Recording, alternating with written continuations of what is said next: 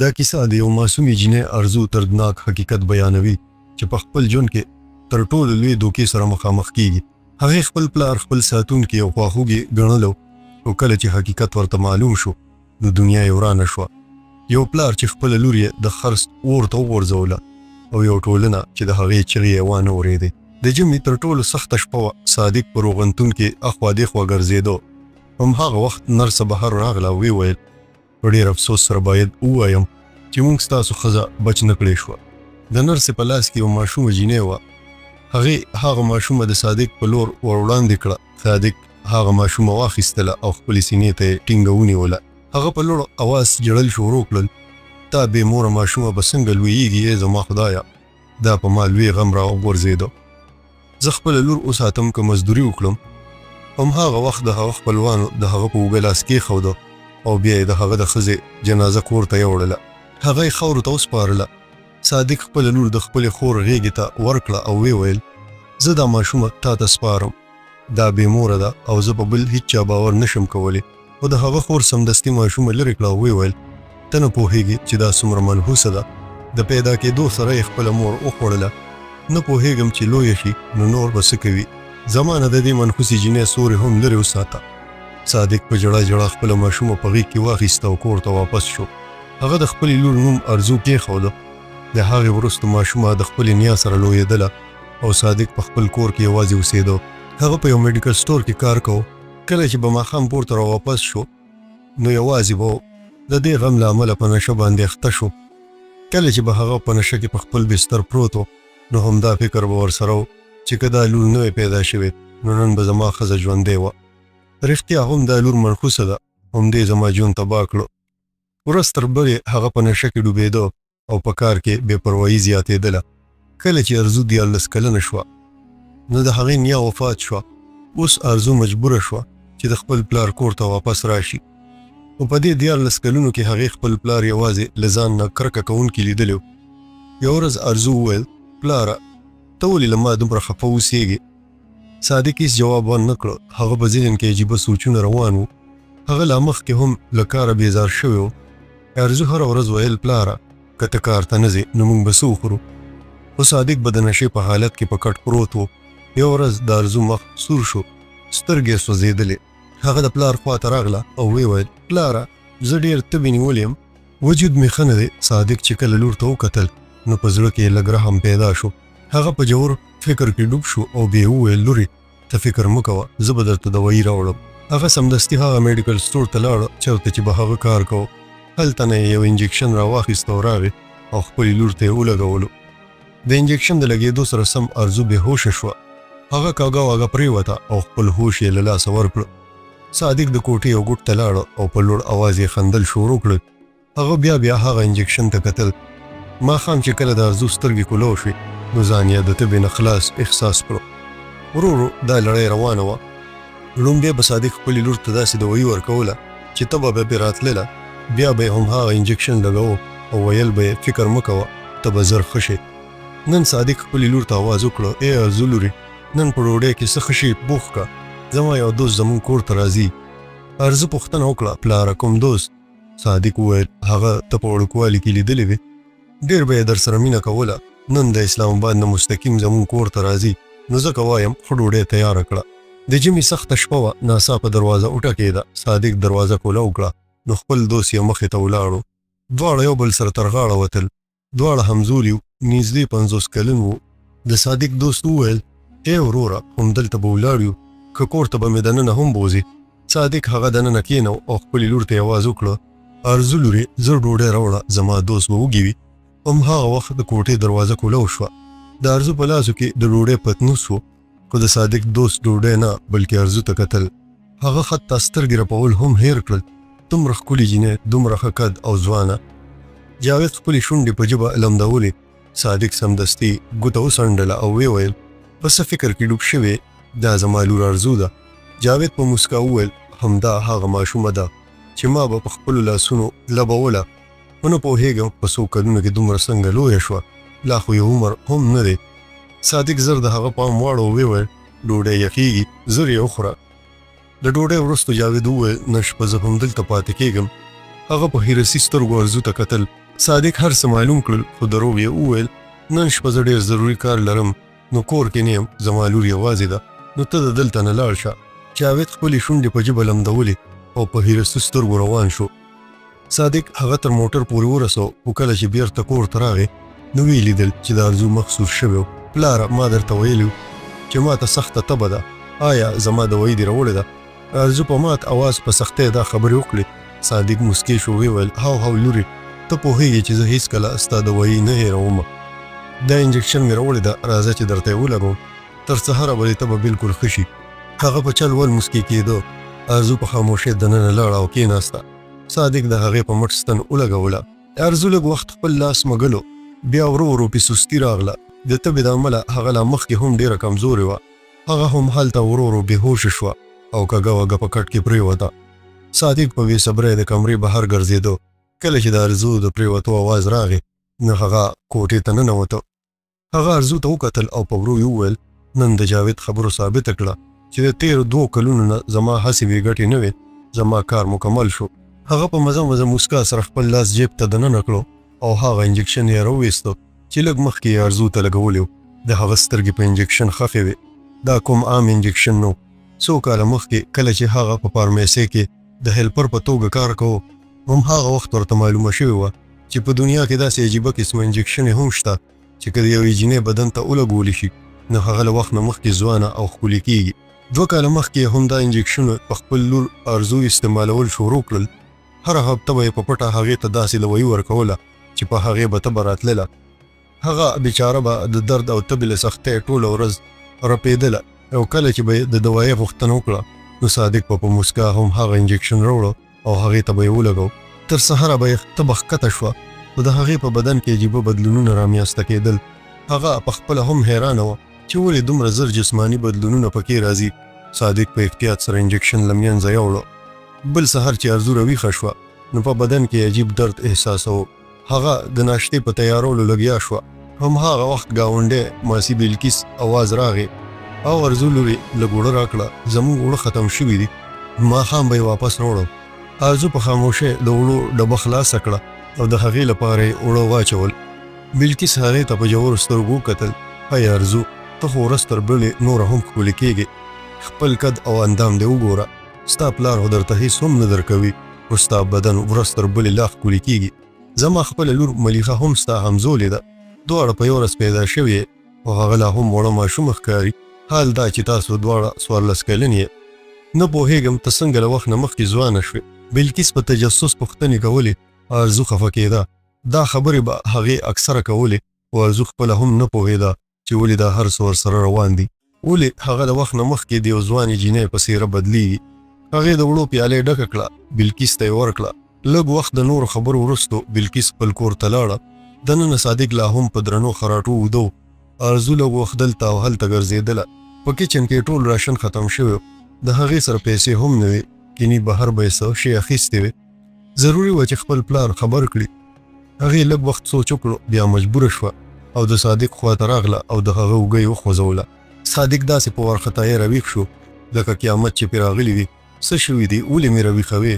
څو ځله مې درته ویلي دي چې کله د کچه خوب نه راویښ شم نو طبیعت مې خرابېږي. سهار وختي مې مه راویښوه. بلکل د خپلې مور په شان یې. هغې ته هم دا فکر و چې زه سهار وختي پاسم او مزدوري وکړم. خو پلاره که ته هم داسې په کور کې وده وې نو پیسې به له کومه راځي؟ یو میاشت کېږي چې تا مزدوري پرېښې ده. که ته سهار کار ته لاړ نه شې نو کور به څنګه چلیږي؟ صادق ناڅاپه سترګې وغړولې او هغې ته یې وکتل. له ما نه دا مزدوري نه کېږي. زه به خپل کاروبار کوم ټوله ورځ مزدوري وکړم او د شپې 300-400 روپۍ راته میلو شي. په دې خو سړی ښه خوراک هم نشي کولی. هغه په غوسه چغه کړه. ارزو خاموشه شوه. ټول عمر یې د مور او پلار همدا جګړې لیدلې وې خو په دې سره خېټه نه ډکېږي. لږ وخت وروسته صادق له کوره ووته. د هغه مخ د رمضان د کور په لور و. کله چې هغه کور ته ننوته نو د محلې ټول بدنام خلک ناست وو. هغه هم ورسره کېناسته. هغه ټول جوارګر وو او صادق هم د هغوی یو ملګری. نن به لویه بازي ولګوم د ټولې میاشتې راشن به برابر کړم څو بیا کار ته ضرورت ونه لرم. هغه په زړه کې دا سوچ کو او جواري یې شروع کړه. په جیب کې هیڅ نو خپله د لاس ګړۍ په شرط کې کېښوده خو بیا یې هم جواري بیله. مخکې ناست شمشیر جوارګر په خندا وویل اوس خو سمه ده اوس به ستا لور خپل کور ته بوځم. صادق سر وخوځو بیا شمشیر جوارګر چې په نشه کې ډوب و د صادق کور ته ورغی. هغه بېهوشه ارزو په اوږه واچوله او له کوره بهر ووته. بهر یې موټر ولاړ و. کله چې ارزو موټر کې واچوله نو موټر یې چالو کړو او په تېښته لاړه. د صادق په مخ په مزه مزه موسکا خوره وه. دومره اسانه نه ده شمشیر خانه، زما د کلونو محنت دی، یوازې په 1 کروڑ روپو یې نه درکوم. د هغه مخ د بینک په لور و. تر ماښامه پورې یې چک کیش کړه او ټولې پیسې په نغد روپو واخیستې. بل لور ته چې کله د ارزو سترګې کولو شوې نو ځان یې په یو شانداره بیډروم کې ومونده. هغه په وارخطایۍ کېناسته. دا څه دي، زما خو زوړ او مات کور و، زه چېرته راغلی یم. ناڅاپه هغې ته د بېهوشه کېدو نه مخکې هر څه یاد شول. صادق او شمشیر هغه نیولې وه. بیا صادق انجکشن لګولې وه. یو دم یې روح ولړزېده. ما له خپل پلار نه دا تمه نه لرله. هغې غوښتل په زور زور وجاړي. پلار زما سره ولې داسې وکړل؟ پلار ولې زه د بل چا په لاس کې خرڅه کړم؟ هغې بیا هم دا سوچونه کول. هم هغه وخت ناڅاپه د کوټې دروازه کولاو شوه. شمشیر جوارګر دننه راغی. د راتګ سره سم یې دروازه لا کړه او کونډه یې هم واچوله. اوس هغه په اوږو سترګو ارزو ته کتل او د هغې په لور روان و. ارزو له ویرې نه رپېده. نه ما پرېږده، زه غواړم واپس د پلار کور ته لاړه شم. شمشیر په زور وخندل او ویې ویل ستا پلار خپله ته په ما باندې را خرڅه کړې، پوره 1 کروڑ روپۍ مې ورکړي دي. اوس به هېڅوک تا بچ نه کړي. د ارزو زړه غوښتل چې ځمکه وچوي او هغه پکې دننه شي. شمشیر لا هم نور هغې ته نږدې کېده. هم هغه وخت ناڅاپه دروازه وټکېده. شمشیر په غوسه شو. اوس په دې وخت کې څوک راغلل؟ هغه دروازه کولاو کړه. بهر نوکر ولاړو. صاحب لاندې لږه ایمرجنسي ده، تاسو باید راشئ.